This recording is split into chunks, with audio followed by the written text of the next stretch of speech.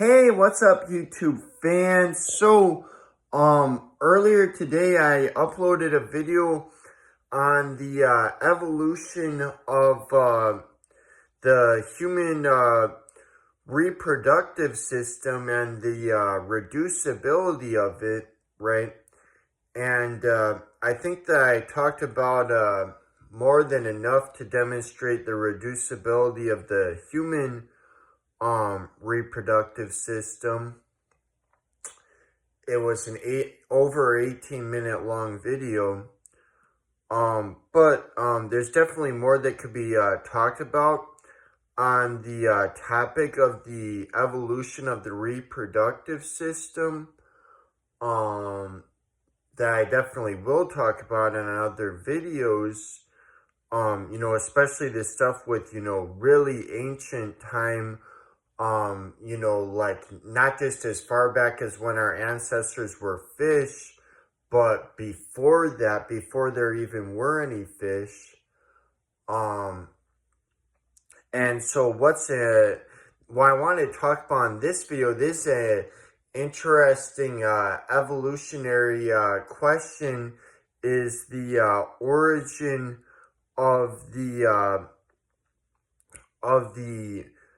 male and female sex, right?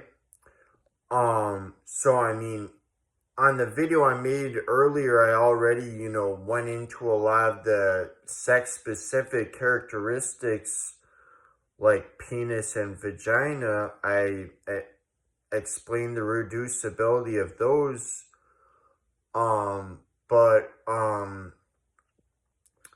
and how they don't have to exist from the beginning. That's what I explained, right?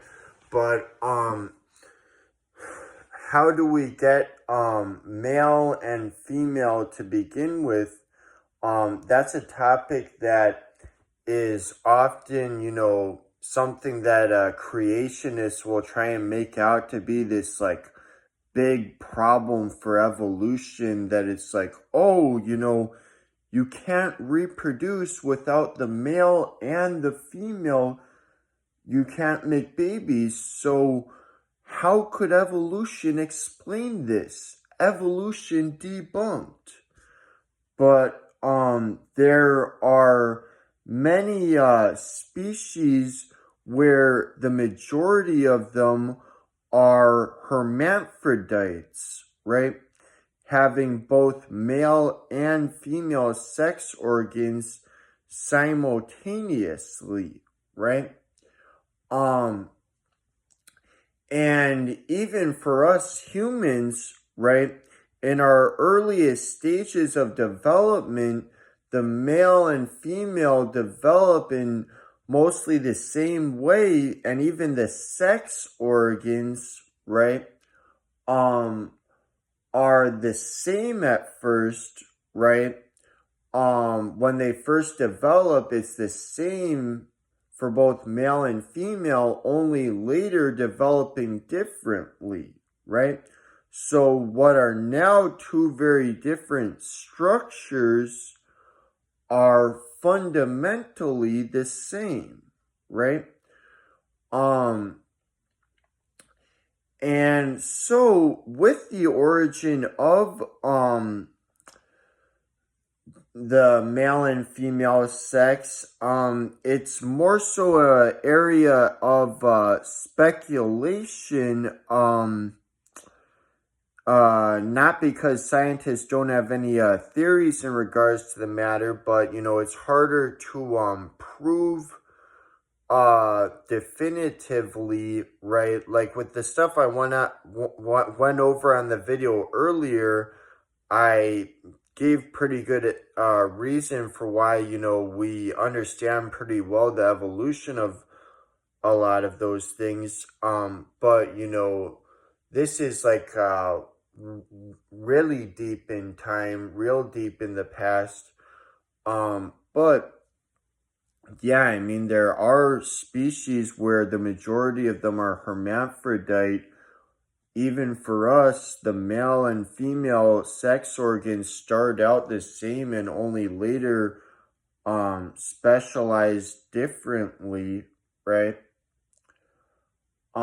And so one theory on the origin of male and female, you know, like having some be male, like the origin of having like half the species be male sex and half female.